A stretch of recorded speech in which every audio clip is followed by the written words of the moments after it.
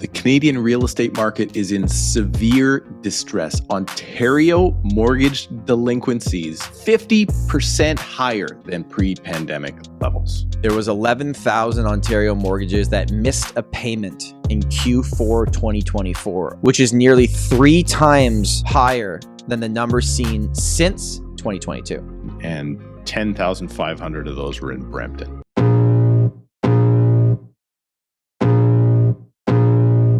Welcome to the Tom Storey Show with Steve Karrasch and Tom Storey, where we discuss everything real estate or whatever else is on our minds.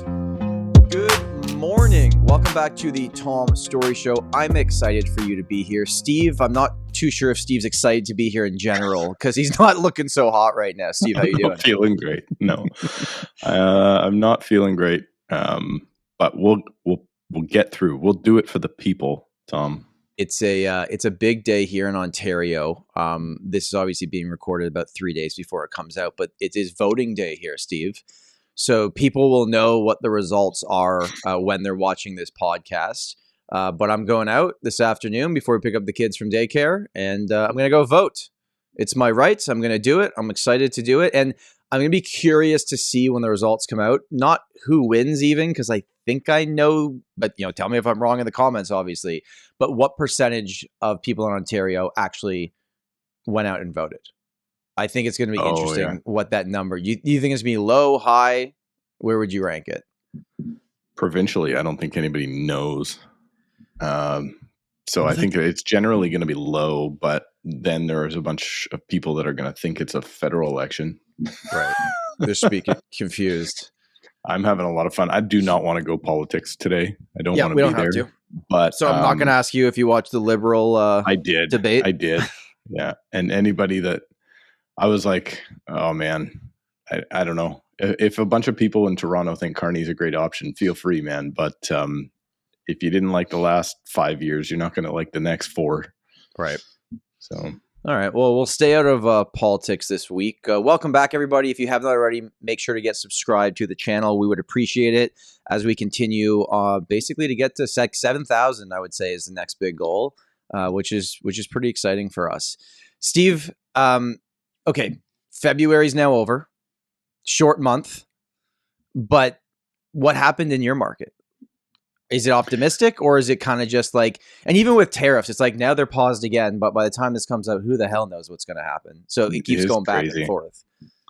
I am getting really sick of, so I've been making a point of watching information about the tariffs, like just the live stream. So they'll have like cabinet meetings in the States and all that stuff. And they'll like, I watched one with Elon Musk yesterday where he stood up in the cabinet meeting and he just talked, and they didn't report on anything of what he said. Oh. Right. So it is the misinformation, if you want to call it that, whatever that is, coming out from the media about what is going on is actually not what they're saying at all. So, but then they contradict each other constantly. It is sowing uncertainty into my marketplace. So I want to ask you about yours, because it doesn't seem to be that terrible where you are. I'm not saying it's super terrible, but I was just looking at the year over year numbers here, and we are in the Fraser Valley board for February, which is almost the entire month now. We are 18% less sales than last year, which was 18% less sales? Less sales. Got it. And 25% more listings than this time last year, right? So we're actually busier, obviously, than last month, but we're a heck of a lot slower than last year. So we are seeing the condo effect, but that's why I wanted to ask you. So explain Toronto for me right now, because Toronto, all I hear is if you own a condo, try and give it away to a homeless guy on the street. Good luck to you. And then I'm sitting here watching, I actually watched your video last night. Oh my God. Yeah. Breaking news. You must have been bored. Like I had nothing to do. You actually watched 2 scotches in and you're like, what do I do now? Yeah, and you were breaking down like something, and I think you said something like at one point it got as bad as like 10 months supply or something in condos. And I was like, it's still not that bad of a marketplace, but right? Steve, we came from 2 months of supply being the norm for like 5 years in a row. So it's just such a different mindset to have going in. I'm doing some micro markets where I'm seeing 38 months of supply on stuff, and then the ones that are priced right still sell. Okay, so let me ask you this, because I just had someone comment on one of my videos, and I was saying that, like, you know, months of inventory is a wonderful metric, but it doesn't tell you everything, but it's really good and it simplifies things for people to understand what is happening. And their response was like, hey man, the only thing everyone can agree on that actually tells you what a market is sales to new listings ratio. Like months of inventory, no one can agree on what that actually means. I'm like, well, people that are active in the market agree on what that means, because So anything on the market before last month doesn't matter anymore? that's the problem, right? You can't not put in the ones that are still available that aren't just the new listings from this month. So I didn't agree with that at all. Like, I think they're both great metrics, but I think people that use sales to new listings ratio are typically people that comment on the market. And this isn't like a dig at people that are involved in the market as agents. It's just like, that's what Bank of Canada uses. That's what like, you know, economists use, because they look at it, but they don't see what's going on. And I'd rather to explain to a client using months of inventory, because that paints a much clearer picture on what they would need to do to be successful in this market. So I just kind of quoted you those two stats though too. So I do use them as a metric to go, you know, if you have sales lower than before and listings higher than before, right, that's going in the wrong direction. So I get that theory, right? Yeah. So that is a measure that I use quite often, but I don't think I would ever put it in that manner for sure. Like, I would never discount months of inventory, because that tells you exactly where you're at now. It's almost like that one is maybe looking at the current sales month to date and current listings month to date is going to give you forward projection better. Okay, sure. But you have to compare it to where you were, right? Like, you have to look at it and go month over month, year over year. How are we? Because it's only a measure in time compared to last month or last year. Exactly. Well, and that's maybe the problem sometimes with months of inventory, is like you just said to me, like, you know, you're looking at some segments that have 38 months of inventory. It's like, yeah, but if 3 more sell next week, that automatically comes down to like 15. 37 months of inventory. Well, no, it depends on how many active listings. Like, we can't pull months of inventory if we have 10 active listings and 3 sales. That's not fair. You need more data than that. You have to do rolling averages at that point over a few months. Okay, so tell me, let's do it this way. Sure. I have a detached home in the city of Toronto. I'm assuming that's not right downtown, because there's not many of those anymore. But in the peripheral, in the little horseshoe or whatever you guys have, am I in trouble at this point? No. Okay. So houses are still doing okay. So then I go into something that's got 3 bedrooms and is some sort of an attached house, but I can raise a family in it. What about that? Is that bad? By far the hottest segment of the market, and it's not even close. They are selling like hotcakes. There's multiple offers on them for a semi-detached home in the city of Toronto. So far, every single sale that has happened in 2025, on average, they have sold over the asking price. And these are your like old-timey homes, like they were built when John A. McDonald was around. These are your 1910 built brick semis where they all look the same. I could show you 15 of them, and they all have a similar floor plan. They're 3 bedrooms upstairs, you know, main level, open concept if the walls have been removed, and then a basement that probably hasn't been underpinned. So you got like, you know, a 6.5 foot, 7 if you're lucky basement. That's your typical Toronto semi. That is the price point between, you know, depending on the area, but $1 million to even up to 1.5, depending on what pocket you're looking at. But that is what every move up buyer that has a condo wants to buy. And there is a ton of demand for that property type. You are not in trouble at all if you own a semi-detached home.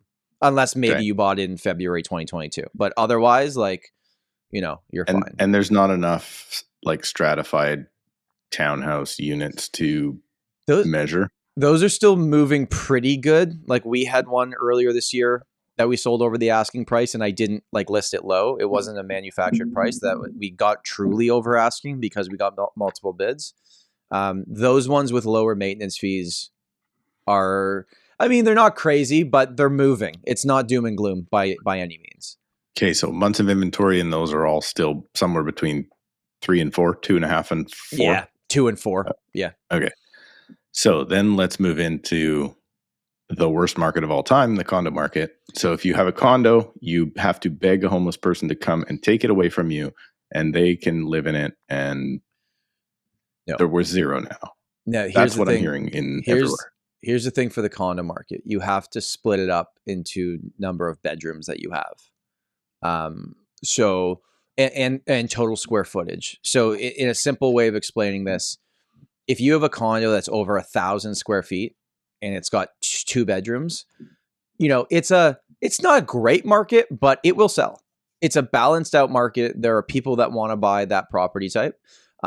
We just put out a 2-bed, 2-bath. It was 897 square feet in an older building in the Beaches area of Toronto. Now, this is an area surrounded by homes that obviously cost a lot more than that. And buying in this condo building also gets you in a school district that a lot of people want in the area.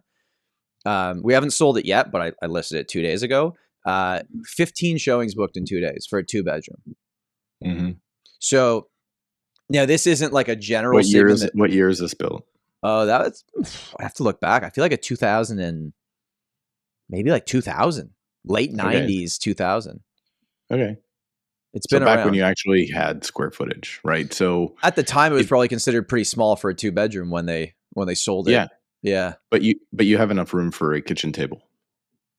Yes, kitchen table, and it's a split 2-bedroom layout where you've got the middle, the kitchen that's a real size space. You got the 2 bedrooms on each side, and you've got a south view. I'm not going to try and sell it. It will be sold probably before this podcast comes out. We've had a lot of traction on it.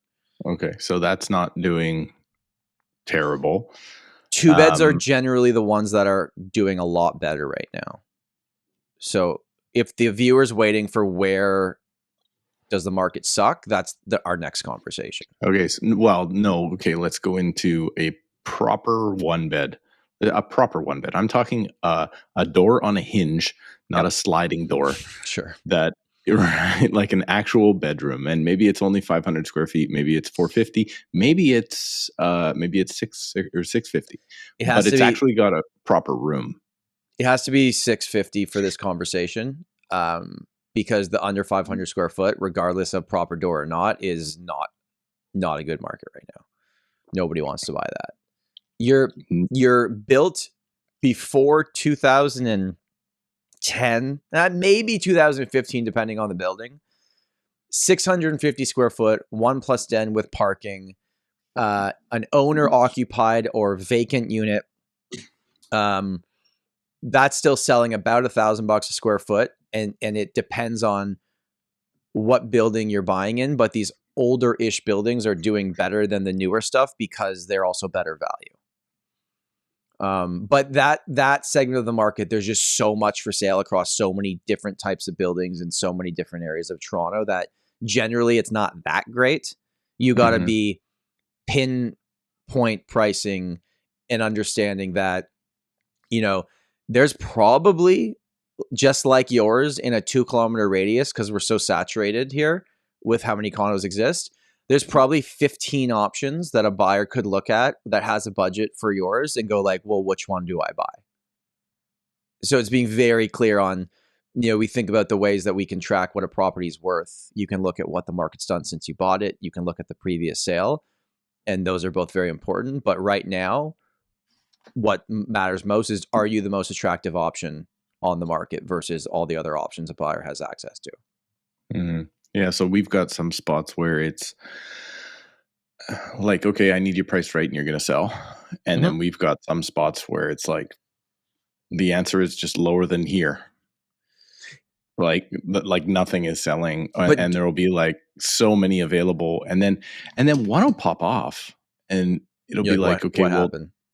Why did that? Like, I'm exactly comparable to that. I didn't get a showing on my place. There's no way they could have shown all the places because there's 150 listings for sale. So like, what makes it attractive? That's where like I try and get my clients in this type of a market to put on, our smart marketing program, right? Where we're incentivizing the other agent. Mhm. You got to stand out somehow in that market, because it's just like, what do you think? You think all the buyers are going to go see those 350 available units? Like, they're not going to do it, It's man. so tough, right? When there's one that sells and you're trying to figure out like what happened there. And sometimes it's just an uneducated buyer with an agent that's new that goes out and sees something and buys it, Yeah, and they just like there's the no unit. rhyme or reason or whatever. It might be that they had a family member that lived in that specific building or on that floor, and that's why they bought that unit. Like, there's so many factors that, even having access to all the data, we just don't know. And then you get Yeah, fixated on like, well, what happened there? It's like, well, sometimes you got to throw your hands up and go, I don't know. Like, I remember in 2012 and 2013, there was so many, like, what we call tandem style townhouses available in Surrey. There was just like, there was a billion of them. You couldn't possibly show them all. right. So at that point in time, I was just like, okay, so anything that's not an end unit, like only attached on one side instead of two, Mm-hmm. we're only showing the end units. Right. We're also only showing the ones that have the bathroom on the main instead of the bathroom only on the top floor. But Steve, Right? the end units might cost a little bit more to heat because you're not insulated from both sides. Okay, cool You factor story. that into your pricing? No, but it was like, I limited down to like, okay, which one has that, like, the room behind the garage, right? Like, Yeah.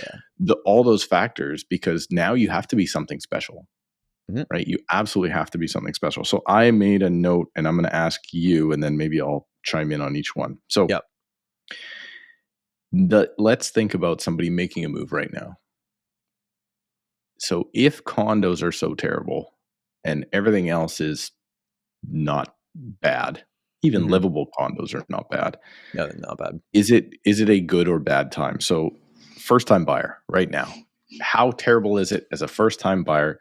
Oh, the comments on this one are going to be fun. Well, we've sold a ton of first-time homebuyers properties this year. Hey agents, a clean and easy to manage real estate website is a must. Go to realtyninja.com/Tom right now and start your site totally for free and pay nothing until you launch. And then when it is your time to go live, you will save 20% off of your entire first year just for signing up at realtyninja.com/Tom. Yeah. And it's not So- because I'm picking them up by the shirt and shaking them and going like, this is your chance. No, they're coming to us saying we're ready. So, But so to answer the question, it's the same verbiage I've used for the last 5 years. If you are a first-time home buyer buying a condo in today's market, understand that I cannot promise you any growth in this asset, at least for the next 2 years, because we don't know what's going to happen. And it could get a little bit worse before it gets better. But if you're going to own this... Are your first time buyers looking for growth? Are they looking to get into the market, right? So it's interesting. I'm getting a mix of that. So we've had quite a few recently that reach out to us that have been, like not lifelong renters, but like been renting for 10 plus years. Oh, wow. So, okay. So they're these aren't like 25-year-olds. These are... No. I've had people that are in their 40s even call me that would be first time home buyers this year. Yeah. I'm just saying, we've rented for the last decade and I'm just done with this. And so it's interesting. You have different perspectives. You get the people that are just like, I've made the decision. When I make my payment, I at least want a percentage of it to go to me. I'm done paying somebody else. And so they're buying for a different reason, where they don't care about, they're not buying for growth. They're buying because stability and life situation.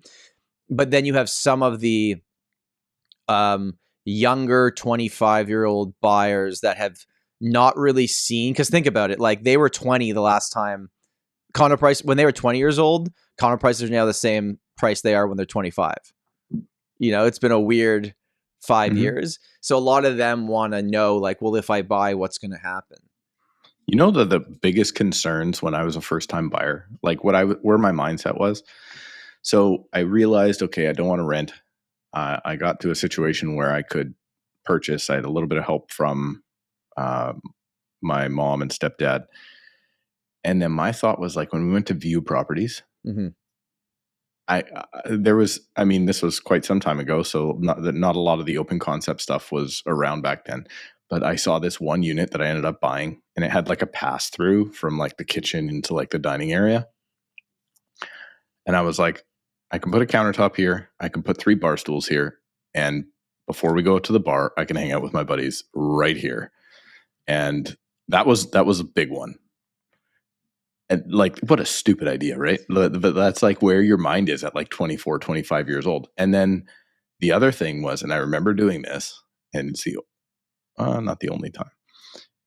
The first time in my football watching career that the Seahawks made it to the Super Bowl and lost to the no good stinking Pittsburgh Steelers. Actually, they lost to the refs. I remember grabbing a 6-pack and being like, I'm watching this game no matter what, and putting that 6-pack down. Nobody would watch with me because I have no friends. And like a 6-pack of beer in Nothing's my changed. Underwear on the couch by myself. And I was like, this is the most glorious thing on that. Like, and nobody can tell me otherwise. Because it was your house. Yeah. Because it's my fucking house. And that's awesome. And Hey. it was like, so that's where my mind was. None of this other crap going on. None of this, what's the economy doing right now? How did I lost my job in 2001, I want to say, because the economy went to crap. Right? Like I used to work in a fiberglass plant, and we would manufacture fiberglass truck parts and ship them to the States for assembly for like Kenworth and all those big companies. And then I got laid off, and I had no idea why I got laid off. I'm like, oh, okay, I guess business is down. I don't know. And then I got a different job. So like, you don't think about those things when you're that young, right? You just think about, can I watch the Super Bowl drinking a 6-pack by myself in my underwear without my parents walking in the room? Deal. I'm in. I have to do that it's going to cost me whatever, $2,000 a month to do that. Okay. Like, let's do it. I remember how proud I was when I had my first party at the first condo that I bought, which was a 640 square foot condo in an older loft building in King West in Toronto, and no balcony, no parking, by the way. And I think I paid $340 or I don't know, $350. Let's just say. And I had all my friends over, and I hadn't really told anyone I bought it. Like, I didn't go out there and make a post about that I bought a property. And I had everyone over, and so many people were like, "Well, when did you rent this place?" Yeah. I remember being like, "Oh, I own it," and I just felt so good about it. What's actually fun? This was way before, by the way, the market did anything. I didn't buy that thing because I thought it was going to make me $100,000 in a year. I bought it because I didn't want to rent. Yeah, and I wanted to save up, and I wanted to own my own place and feel excited. What's fun about that is when you are talking to your buddies at that party, and then you see one of their light bulbs go. Mm-hmm. If this idiot can do it, maybe I can take control of my own life too and own my own property. So anyway, so first time buyers right now, you're getting them. Is it a good time or a bad time? It depends on what you believe a good time or a bad time looks like. You have lots of a first time home buyer for what type of property would be where my answer would go. Well, I'm assuming a first time home buyer is going to buy a small condo and get into the market. I'm not talking first time home buyer coming from China with $600,000 down. I'm talking about, a guy with 5% down payment living on 5%? His own, or maybe a young couple. Yeah. 10%. 5% down payment is tough, because when you actually run the numbers on that, how much of it would be going to interest every month, and the difference in payment between renting versus buying would be pretty significant. Okay, so we're getting pretty close. So on 5% down, you're getting close. We're getting close on 15 to 20% down, but not 5. And I mean, I would have to look at the actual interest calculators, but I'm just talking about. But that's where you're going to get in the market, right? Like you can try and calculate. Okay, well, if I put this much in the S&P and I'm going to rent over here and get kicked out, like you can do all that. But if you just want to buy in compared to where we were, like. We're not doing a lot of first-time buyers right now. We had, I think we got one this year, and then another one under contract, but not like it should be, because things are better than they were before. But it's very segmented. Like the first-time buyer doesn't want to buy in those investor units either, I find, right? The first-time buyer wants to go buy.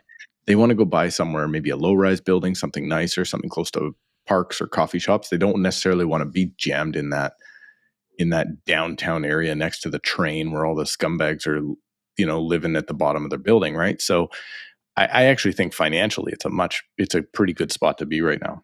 If I look at, we have 3 conditional sold buyers right now, like on my tracker.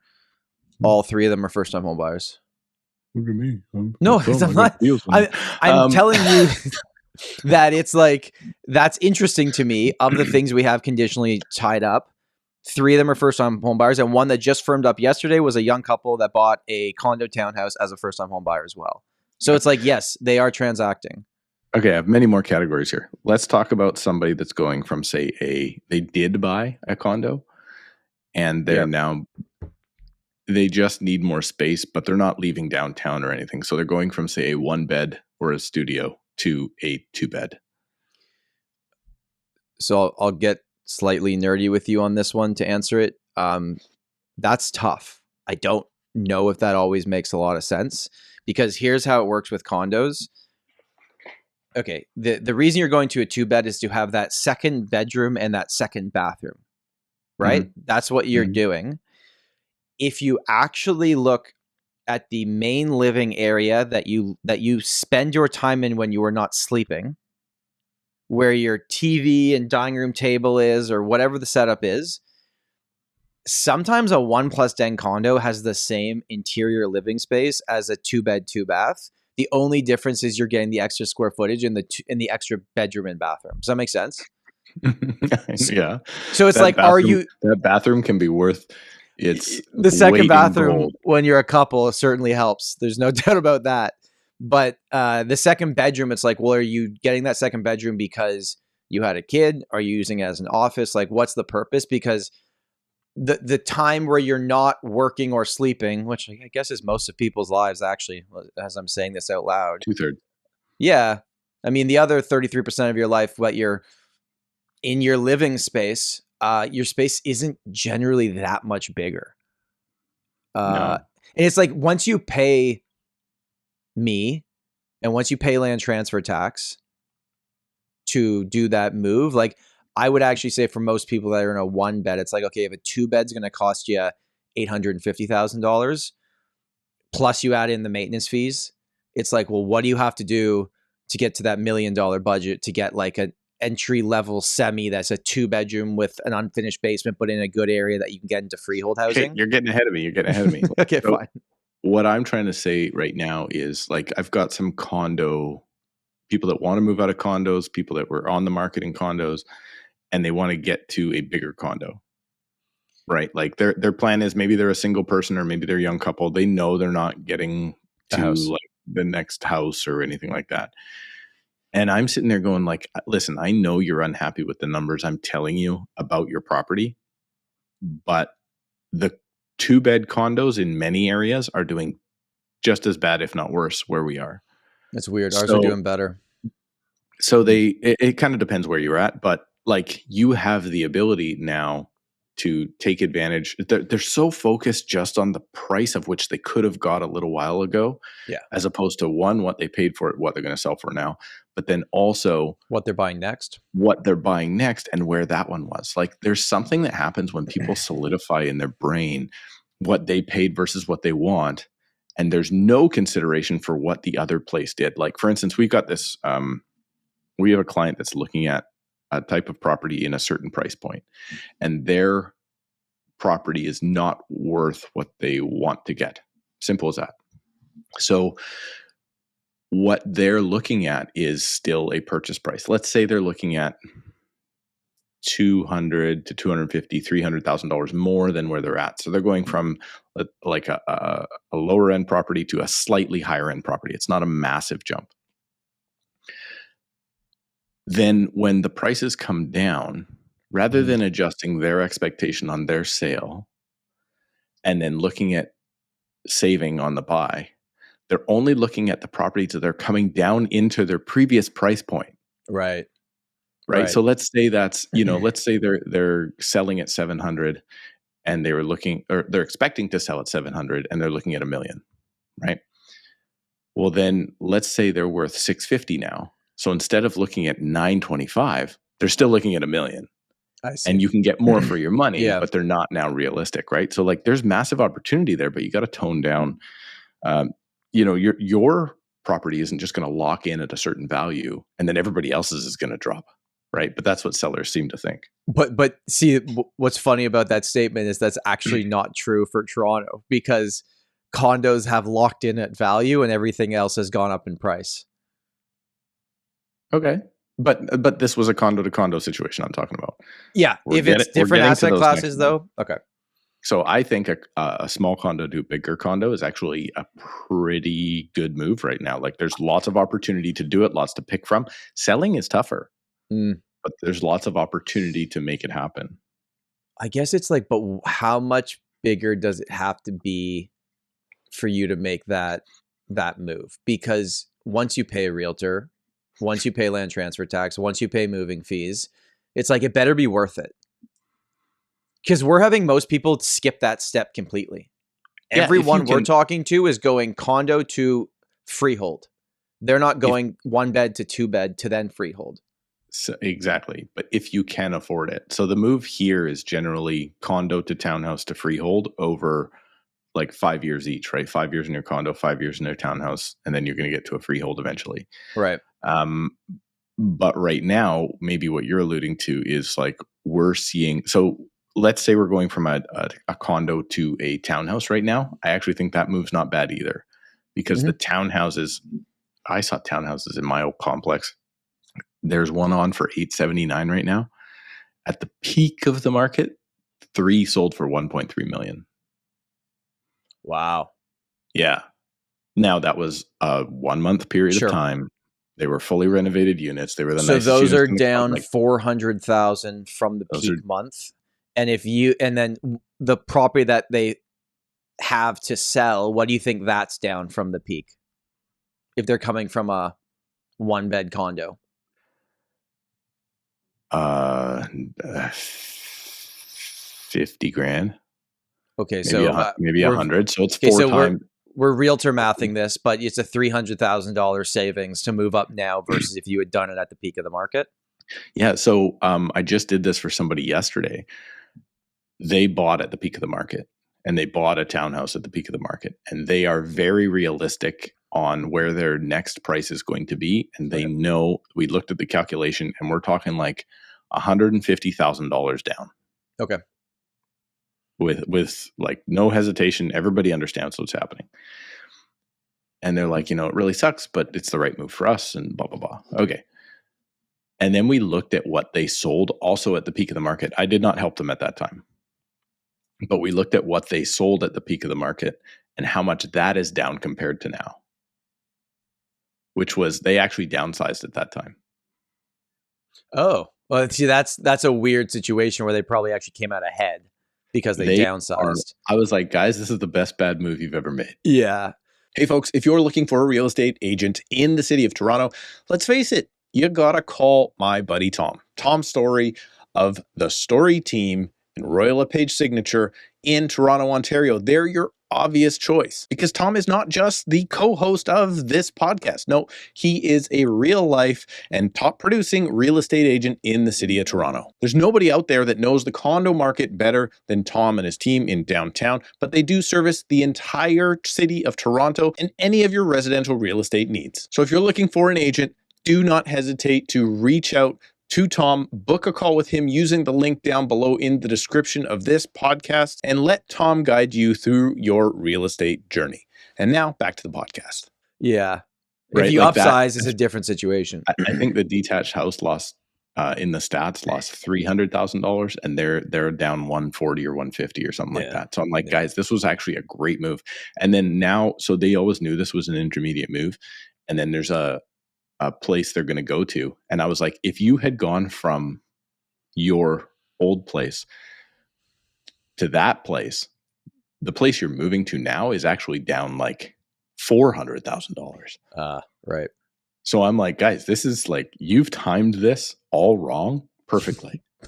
like this is actually the best case scenario you could have done outside of, timing the market and renting for 3 years. Here's what I'm hearing, Steve. The boomers win again. They get the best of this of this housing market. Even in the worst times, their bad decisions turn into being okay decisions. And the younger people trying to get in or upsizing are just screwed if they bought in the peak. No, That's what I'm getting in hearing. right now, I don't think you're screwed. I don't No, think you're not now. screwed getting Not now. in. If they I bought. don't think you're screwed getting in. I think that's the wrong kind of thought to have. But I do think it's very hard to go from a condo to a detached right now. I think it's extremely hard to do. You know what it is? It's $1 million difference. That's the actual math. The average You know, condo to the average detached home in Toronto is $1 million difference in average sale price. the crazy part is I was looking, as I'm always am, looking at properties, thinking about making our move one day. The move for me to move to the next level of house. So let's like think of detached houses to the next stop. So I'm in a very already large house, and I want to move to a larger house or same size house on a large piece of property. Sure. The move up is another $1 million. So what would have to happen in this version of Steve where that same moment happened, 25-year-old Steve that bought that townhouse that said, I can drink beers here with my friends. I'm going to buy this one. And I don't care about. So, but like right now, even if you get a 4% interest rate on $1 million, what's that? 5,500? Was it $5,000 a month in payments? Roughly? I don't know. I actually haven't even looked. 45 to 6,000 would be the range, depending on where the rate lands. Mm-hmm. What would have to happen in your life for you to say, knowing who you are and that you're almost mortgage free, to go, screw it, I'm getting that $1 million mortgage again because I'm going here? And I know you would pay it off quick and you would do your things and fine, but as someone that just is getting to the top of the mountain or the finish line on your current mortgage, to then restart like that to get a bigger house, is that not what we've trying to tell people not to do for the last two and a half years on this podcast? No, here's my way of thinking. So, turns out not going to live forever, right? Right. I don't know if you checked, but you just figured that out. I felt like you didn't know that until recently. No, I've been doing research on it. Okay. Or not. Got it. Not living forever. So the plan is, when my kids hit a certain age, I want to live in something awesome, right? Like that's my thought. I want to live in something like, this is awesome. But the plan is I'm going to do that likely from age 50 to 60. So I have a 10-year plan. Yeah. So I'm 5 years away from moving. And then I have a 10-year plan to live in something that I'm likely not going to pay off. I guess if you own a $3 million house, but you have 70% equity in it, it's like, yeah, well, if you sold it, you still have a ton of cash coming out other than that pesky mortgage payment every month on the new loan. It's like, is that better for your situation and then paying the $5,000 a month versus owning a $2 million house 100% paid off? Is that the thought process? Then at 60, I mean, I want to get to a nicer area. I want to enjoy my home more. I also know that, like, I also have the plan for after that. At 60, I'm downsizing. At 60, if my kids both want to live at home, they can enjoy the 8x10 second bedroom in the condo, and they can park 4 blocks away, because I want to live in a nice condo at that point. And, I don't plan on working past 60 if everything goes well, at least not in the capacity I'm now. I want to be the type of realtor that works on the golf course, right? I don't want to be the pavement guy in 15 years. So at that point in time, like, I have this kind of structure, and that's the big motivating factor, right? I actually have not even looked at the payment, what I would need to do. I haven't looked at the property taxes, what I need to do. I don't really care. It's going to be an increase, and I probably won't like it much. My wife will be mad at me, but I want to live in something awesome for 10 years. Mm-hmm. As long as moving to that something awesome doesn't make you have to just work really hard just to maintain that lifestyle, right? That would be the trade-off. Like that payment, I didn't even think about property tax. That's probably a bigger one. It'd be a lot more. And then I guess that type of property in the higher end, at least what from you've been telling me recently, is like those still are doing pretty well. That price point might actually do really well in price in the next 10 years because not as impacted by everything else going on versus the typical average sale price home. If anything, those I want to say my house is probably down 15% from the peak. And I want to say those places have not dropped at all. That's weird. At all? It's just because, guess what? When you got an acre with a 5,000 square foot house on it, those people are not, they're not that worried about it, right? They're not leveraged to the tits like you think so many people are going to be, because the people that are leveraged are the guy that's scraping into the $2 million house that has the 2 basement suites that needs that money and drives Uber on the weekend. That's the guy that's screwed, right? It's not these people that have money.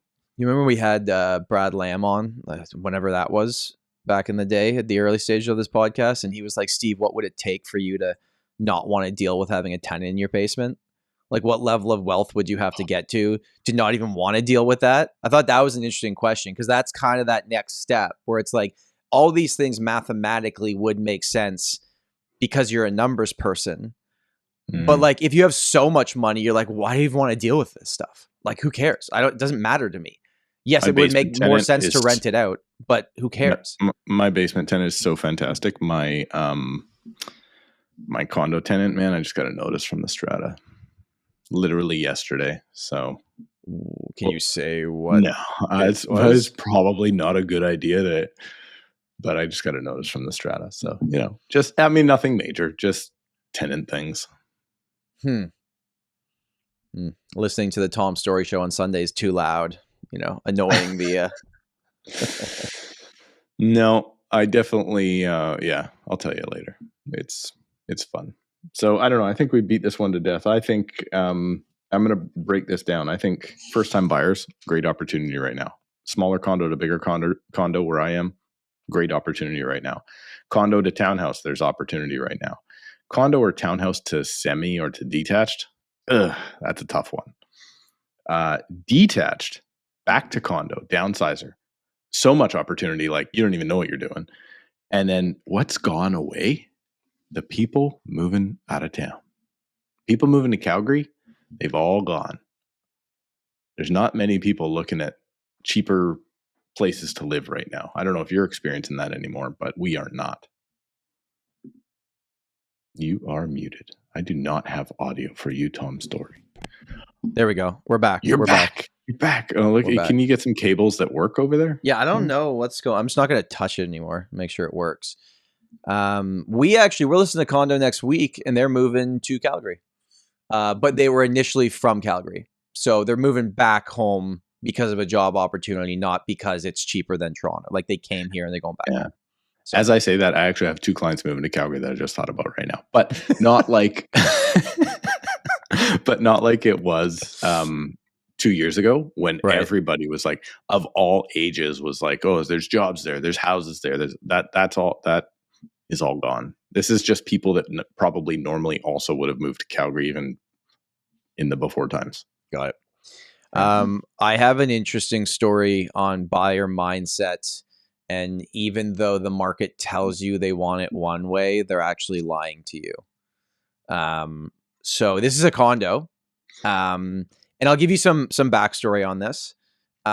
This specific property, it's sold firm now. This specific property had been listed for sale 4 or 5 times before they hired me. Obviously, you still took the listing? Yeah, hear me out. Well, okay. Hey, podcast listener, if you're looking to buy or sell a property in Surrey or the Fraser Valley, you have to reach out to Steve Karrasch, my co-host. As much as we make fun of each other on this show, the truth is that I do this podcast with him because he is reliable. He has an opinion. He knows what he's doing. He has a ton of experience. And although I have never personally sold a home with Steve, if I were and I was in that area, he would be my number one choice. And let's be honest with each other. As much as he has a hard exterior on the show, he's a little bit of a softie once you get digging a little bit deeper. So you can reach out to Steve in the link in the description. I hope you enjoy the rest of the podcast. I come in as agent number 2. Okay. Okay. And here's the thing, looking back, like, it's so interesting. I literally had another call with this sweet lady yesterday. And she's like, I listed 3 times last year. I couldn't sell. And I'm looking at it and I'm like, they didn't do anything wrong with the photos. They didn't do anything wrong with the marketing of the property. The only thing that was wrong was the price.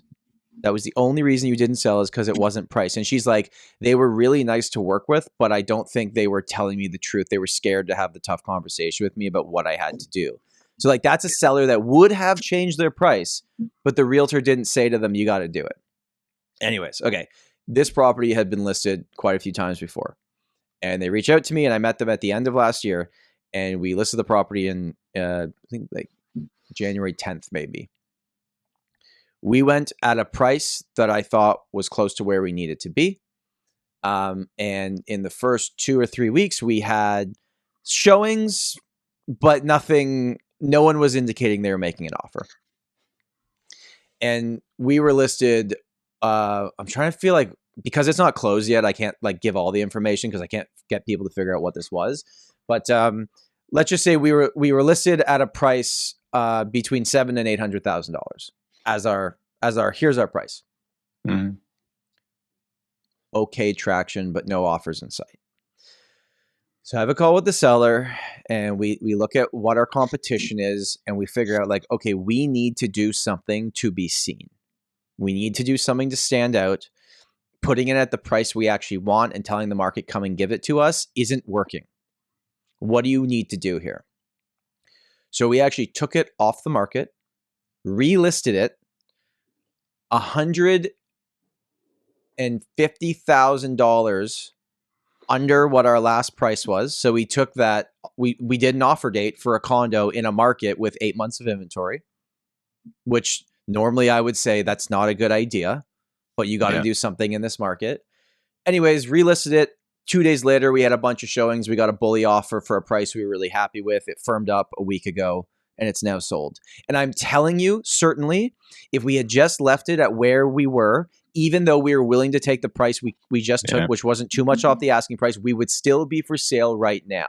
So it's this funny thing where it's like, I get it. I get that buyers don't like these games people play, but I just have an exact case study that said we told the market what we wanted, and it was right there, and no one paid attention. We had to go low to get people through the door, and we ended up, it's kind of funny, is we ended up selling it like $120,000 over asking or something, quotation marks if you're listening on audio, where if we had sold it the other way, it would have been like 10, 15 grand under asking to end up at the same price. Mm-hmm. Oh, makes me so Isn't angry. that weird? Like, it's like everything we know about the market, and our listeners are educated. Like, if you're listening to the show, you have a sense of what's going on. Nothing would say that strategy would work in a market with this much to choose from, but it did. So I don't even know what to say. Like, I'm happy for my clients. They're thrilled about it. Let me tell you the other side of that. So Sure. I had a call. I've been getting so many calls from people that are listed. And I'm like, guys, I can't talk to you. You're listed. You're under contract with somebody else. I cannot breach that contract. So these people reached out and they're listed. They had like 2 or 3 days left on their listing. And I was like, okay, so phone me back in 2 or 3 days, right? Like, that was it. And so good follow-up real estate agent that I am, I reached out back to them the day after the expiry because I noticed that it expired. And I'm like, well, what are you guys doing?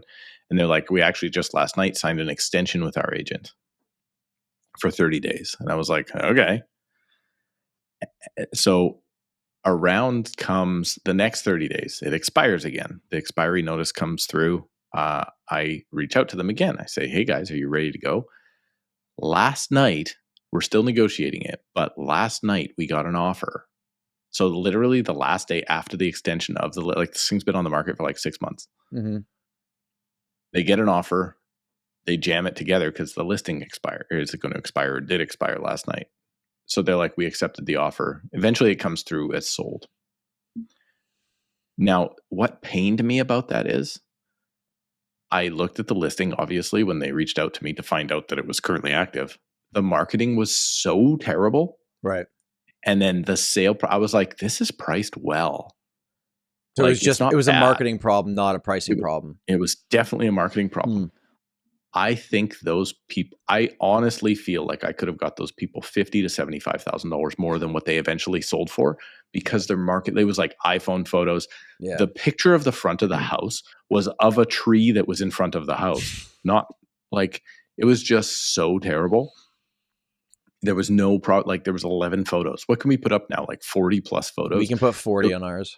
There was 11 photos. Like it was just so bad. They did not market the property properly.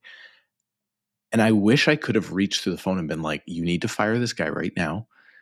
But they didn't. They got desperate. They stuck with him. And then on the last day, he, I'm sure, was like, yeah, you should take this offer because I don't want to do any proper marketing. I know I'm going to lose the listing. It was just so frustrating. And I said, okay, congratulations on your sale. They got it together. And that was that. But I was just like, man, you guys left so much money on the table. Now, I don't know if the agent cut them a deal, if it was just a lazy agent, Sure. how they knew this guy. I don't know. But I was just like, oh, it's rare that you see an agent do that bad of a job marketing a property. And I was just like, I could sell this thing. I needed maybe a $20,000 price reduction on their $1.4 million listing. Sure. But they sold this thing for under 1.3. Yeah. And I was like, because they felt like they were 135 on the clock with the expiry coming, and this offer came in last minute, and they were probably just stressed out throughout how long it was on the market for. Yeah. They were like, vacant property, no virtual staging, photos weren't done professionally, photos were taken at terrible angles. There was only 4 of them in the first place. Like just all this, I was like, ugh. I wish I could just breach this freaking agency right now and get you guys more money, but I can't do it because I got a real estate license. But you can't. I sometimes think like there was a listing I pitched on last week, and I've been telling you about it offline. I wanted it so bad. I think I could have done such a kick-ass job marketing. It was so beautiful. There's a good chance, I'm guessing how the people found me, that they're listening to this. So I would have really loved to represent you. And I feel like we talk about our wins on this show, so I'll be vulnerable with you. It's like I went in and I know I sold more condos in that area than anybody else in the last 2 years. Mm-hmm. I truly believed I could do a phenomenal job. Like I really I believe it in my core. I went in, I did my presentation. They were both in sales. They're like, that was great. Thank you so much. But they did make it clear when they reached out, they're interviewing a whole bunch of people. And they reached out yesterday with like when an email always starts with like, first off, it's like, oh, this isn't going to end well. Thank you for your time. Yeah, thank you. I got one of those. I got 3 of those last week. And it wasn't a pricing thing. It wasn't a commission thing, anything like that. And I'm actually happy this happened to me in a weird way because I don't mean this to come off the wrong way, Steve, but like I don't lose that often. When I pitch to people for their properties, we win most. Like 80-90% we're winning. So when you lose, I'm a competitive guy. It annoys me. And because I really think I'm the best option. Anyways. Me too. And it was basically just like, the other agent's marketing plan. I'm like, what marketing plan? They can't do anything. Like, take away the MLS, which we all have access to. We do all the other things. We have the biggest social media followings on most of our platforms compared to any of our competitors for additional exposure. We have other tools that we can use, like final offer on top. And so anyways, in my mind, it's like, I know this other person can't do anything actually different than me. So maybe they just like them better, and that's totally fine. But all I could think of in my mind is like, how did they phrase this to these people that made them believe they were the better option? Because I know they can't do anything different. I had one, I want to say, my phone's locked right now. Damn it. I got my screen time down to an hour and a half average last week. Booyah. Your phone's locked, like it won't even let you open it? Yeah. Oh. It's because we're shooting this so early. It doesn't open for another 6 minutes. We were doing an interview. They ended up listing with the guy who 2 doors down sold their neighbor's house that had been there for 40 years, that sort of thing. And so I asked her, what made, obviously I knew I was the second opinion in. They already had, Bill and Janet down the street said that, this guy's great.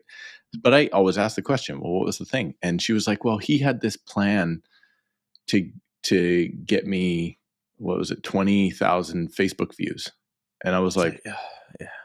Oh my God. I know. Oh, but that's marketing. A $5 Facebook ad you think is, so here's what people do on Facebook when they look at listings. They go scroll, or they go, that's overpriced shit. Or they go, or they're literally like, these are people that are taking a dump that are scrolling past and it's impressions, right? It's not actually people that, I know. like you're going to get viewed on real estate sites. And so you have to position the property on the MLS correctly so reciprocity can do its thing. Reciprocity is the biggest tool agents have. The ability to showcase all the other listings on your own website. If you haven't signed up for reciprocity in our board, like you actually have to sign off to say people can use my listings and I can use their listings. It's a pretty standardized agreement. That is the biggest tool that we have. And to think that somebody on an Instagram ad while they're standing in line is going to like, that's what's going to sell your house. It's just drives me nuts. But it is public perception, I guess. I mean, everything's perception, man. 20,000 views on that sounds good. That sounds good to me. This other person can't get me 20,000 views by spending $5 on a Facebook boosted ad.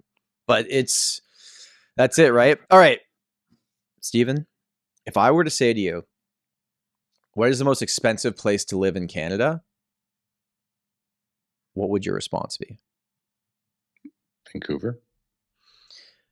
Wrong again, Stephen. Wait. What does most expensive mean then? Let's get to it. West Van. No. We're not going into sub areas. We're talking about it's a different city. It is the 10 most expensive places to live in Canada. And they're pulling this based on average sale price from Q4 2024 from the CREA data that came out. So the actual information is in fact correct, but it is wildly misleading. So I'll give you the countdown here. 10th most expensive, Montreal, Quebec, $542,000. Hang on, did all of Saskatchewan get sold in one sale? Saskatchewan's not in the top 10. Did Donald Trump buy Saskatchewan last month? The 9th most expensive market based on average sale price is Calgary. Number 8 is Ottawa at $645,000. Number 7, again, keep in mind, this is where this is misleading. This is average sale price. Kelowna was number 7. Hamilton, Ontario was number 6. In what world does Hamilton sell for more than Kelowna? Well, in the average sale price world, where we'll get into more specifics in a second. That makes sense. Number 5. Chilliwack is probably more expensive than Kelowna now, so just because it's proximity to Vancouver. Right. Number 5, Victoria. Number 5 on the list was Victoria. Sounds right. Number 4, Toronto. Number 4. What the heck? What happened? I thought we were number 2. Oh, can I change my guess? Yeah. Is it Whistler? No, Whistler's not even on here. I don't. Number 3, Metro Vancouver, with an average sale price of $1,171,500. I love how Toronto gets Toronto, but Metro Vancouver is just like, I guess everybody over there on the West Coast, I guess. Yeah. Number 2, Oakville, Ontario. Number 1 legitimately surprised me. Can you think of what I haven't talked about yet? What could be number 1? No, Winnipeg. No. No. It's Surrey, BC. It's not Toronto, but it's like 45 minutes from Toronto. Muskoka. No, Muskoka wasn't even on the list, which is weird. I don't know. Tell me. Drake's house. Markham, Ontario. Markham was number 1 most expensive place. Wait a minute. Aha. So Greater Vancouver and then Markham and Toronto are separate? Yep. For this list. Whoever made your list sucks. Okay, you can tell the homenetwork.ca yourself that they suck. The homenetwork.ca is the homenetwork.ca coming on our podcast soon because they don't understand anything. No, we've had some people from the Home Network over the years say they would come on our podcast and then bail on us. But Markham, Ontario, average sale price of $1,262,533, followed by Oakville, Metro Vancouver, and then Toronto. Okay, so Hang Here's on. my beef. On. Can I You tell keep my- going. I'm going to pull up the city of West Vancouver. It's a separate city. Of course, that would probably be the number one. There's no doubt. Well, your Toronto-centric center of the universe. Hang on. I didn't write this article, Steve. I know, but you're reporting on it on our show and wasting our time. So I'm going to. Okay, as you're doing that, let me explain West why Vancouver detached. The average last isn't detached. Oh, sorry, all areas combined. All property types. All property types? You might be right. Okay, I'll shut up now. Okay, so here's my point. This is why every headline you see, it's like they're not lying to you. They just don't fully understand what they're saying, right? Because they're reporting on numbers, they're pulling from something else, and this is probably someone that is a reporter. It was 1.5, right? What was that? It was 1.5 Markham? No, 1.25. Oh, average. No, okay. Well, detached. No, not detached. Everything. Detached and combined together, but not benchmark price, average price. Mm-hmm. West Vancouver's 1.414. So there you go. It would have been number one if they put it in there. Yeah, if they did their job correctly. Okay, well, homes.ca/ we don't know what we're talking about.com. Get out of here. I got this text from someone that lives in Markham with this list, and they're like, look at this. I'm like, okay, I'm sorry to be the party pooper, but the reason why your average sale price is higher is because cities like Toronto and Metro Vancouver have a ton of condos, which actually bring down the average sale price because they're so much less expensive than homes. And if you just Steve, if we created a house, let's create a house. It's a 30-foot lot house, 30 wide by 100, let's just say 100 deep. It's a 4-bed, 2-story basement suite. If you took that house and placed it in any city in Canada, where would it be the most expensive? You would have benchmark pricing. Right. So that's my thing. It's like, Vancouver it would be number one, the pocket of Vancouver, probably West Vancouver, as you were saying, would be the actual answer. Yeah. And if you look at what does $1.25 million get you in Markham versus what does $1.25 million get you in Toronto, you probably get double, maybe not double, but not that far off, a lot bigger of a house for the same price. So even though it's number one on this list, you could argue, but yeah, it's a more valuable market for your money. Your money takes you further. Can we I got to wrap. Let's wrap. Can we wrap with this? Sure. Because I don't know what you're going to say. Because we need to title the episode something. Okay, I'm going to put it up here just so you guys can see how creative this episode's going to be. The Canadian real estate market is in severe distress. Ontario mortgage delinquencies 50% higher than pre-pandemic levels. There was 11,000 Ontario mortgages that missed a payment in Q4 2024, according to Equifax Canada, which is nearly 3 times higher than the number seen since 2022. And 10,500 of those were in Brampton. Well, I don't know. That's a good question. Where are they located? I don't know. Is that so? 11,000 missed a payment. I just love the title of that. Severe distress. Get the hell out of here. Severe distress. Yeah, it's all clickbait. Thank goodness we came up with that's exactly what this episode is going to be titled right at the end that we didn't even really talk about. But do you think anybody's ever going to get to that where they're like, they understand how we titled these episodes? If they comment being like, you didn't talk about the title, it's like you didn't watch till the absolute end. Yeah, right. You got to watch the last 35 seconds. Yeah. We see these advertisements all the time. Still, it's something like 0.1% of the overall mortgages. Like it's still nothing. It's still absolutely nothing. I didn't realize how crazy it was, how much higher it is in the States for people that miss the mortgage payments. It's like 3% or something?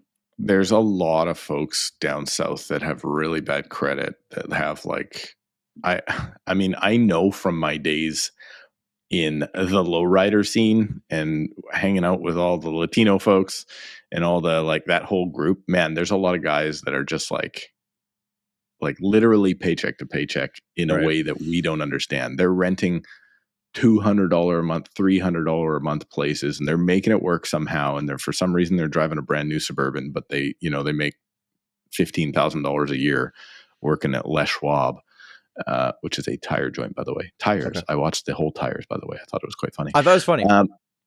Yeah, my wife wouldn't watch it with me. Don't watch it with women. But they have a different thing down there. They have a level of poverty in the States that we don't quite understand in a lot of areas.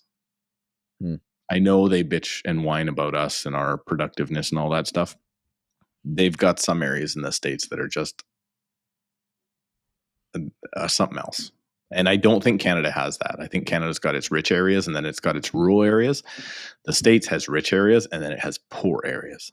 Right. And I feel thankful that we don't necessarily have that same issue yet until we become the 51st state next month.